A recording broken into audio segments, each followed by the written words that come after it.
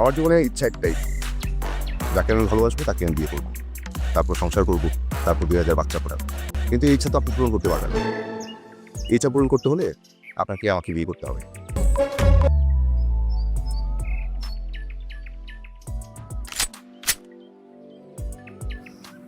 আজকে তোর শেষ দিন।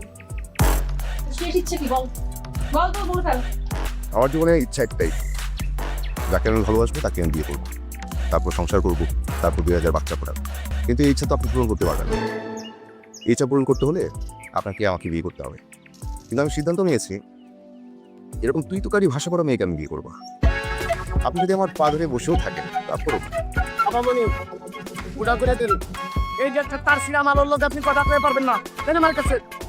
কিসে? দে বেশি দে। ভাইয়া ওর অনেক সাহস হয়েছে আমার ছবি দিয়ে পোস্ট করে ওরে আমি মাইয়া আমি বিশ্বাস করতে পারবো কিছু দাও কিছু দাও আমাকে দাঁড়াতে পার দাও না তুই শান্ত হ, আমি কথা বলতেছি তো।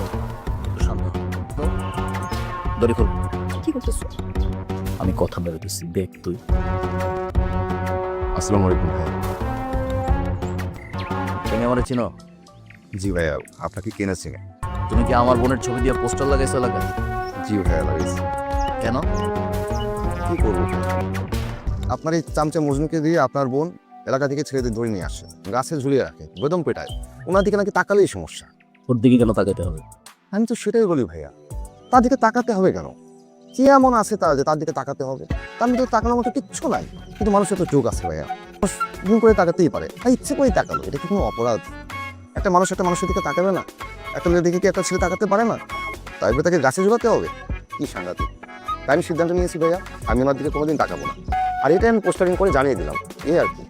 ভাইয়া ও কিন্তু আমাকে ইনসাল্ট করতেছে আর আমি তোকেও যদি গাছে না ঝুলেছে আমার নাম না না ভাইয়া, এটা ইনসাল্ট না। আপনি শুধু একটু ভাবেন, এলাকার সব যুবককে যদি এরকম গাছে ঝুলায় ফেলে, আপনাকে ভোট দেবে কে? সারা জীবন কি আপনি চেয়ারম্যান থাকবেন, এমপি হবেন না? তুমি জাস্ট আমাকে পিস্তলটা দাও দেখো আমি ওরে কি করি কনা কনা কনা তুই চুপ কর। আমি তোর সাথে একা কথা বলবো, তোরা সবাই যা। না কোনো কথা না পিস্তল আরে দাও আরে তোর জানা, ও তোর চলে যেতেছে না। আমি একটু একা কথা বলছি, যা ভিতরে যা, আমি কথা বলি। জানা শেষ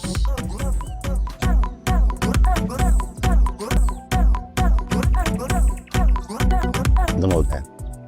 তুমি কার ছিলে? তোমার বাবার নাম কি? বাবার নাম রফিকুল ইসলাম। আমরা পশ্চিমপাড়ায় থাকি। বাবা তো আপনার টিচার ছিলেন, তখন নাকি আপনি ক্লাস 2-তে পড়তেন। ও তুমি রফিক কাকার ছেলে? রফিক কাকা রেগুলার আসতেন আমাদের বাড়িতে, আব্বার বন্ধু ছিলেন। আব্বা মারা যাওয়ার পরে এখন আর আসেন না। যাক বাদ দাও। শোনো আমি একটা কথা বলি, কন্যা প্রচন্ড বদরাগী একটা মেয়ে। আমি যদি সময় মতো না আসতাম, এটা দিয়া তোমার মাথায় গুলি করে দেওয়ার জন্য কোনো ব্যাপারই না। না না ভাইয়া, আপনি যতটা বলছেন ততটা বদমেজাজি না। ও খুব ভালো, রাগ একটু বেশি, আর মেয়ে মানুষদের রাগ একটু বেশিই থাকে। তুমি কি করতেছো?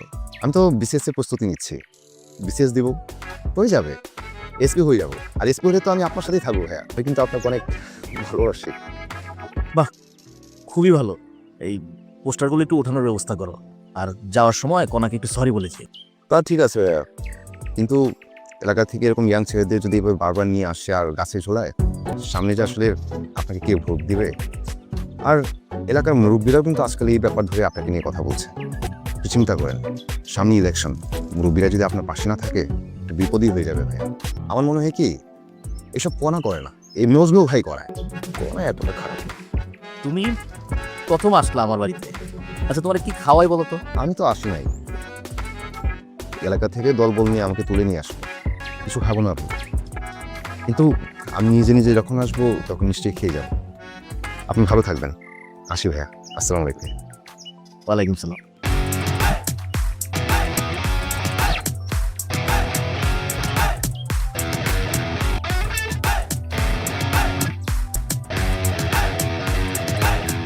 এই বাড়িতে এন্ট্রিটা একদম ঠিকঠাক হয়েছে, হিরোর মতো। যদিও আপনার পিছনে সময় নষ্ট করার মতো সময় আমার নাই। আমি একটা বিষয় বুঝি না, ছেলে পেলেরা কি বুঝে আপনার দিকে তাকায়, নাকি তাকায় না বলে এনে গাছে জোড়াল? আপনি দেখে তো বড় পেয়ে তাকানোর কথা না। এত ফুসে লাভ নেই। শোনেন, আমাদের এলাকার কুড়ির দোকানের হালিমা আপনার যেতে বেশি সুন্দর।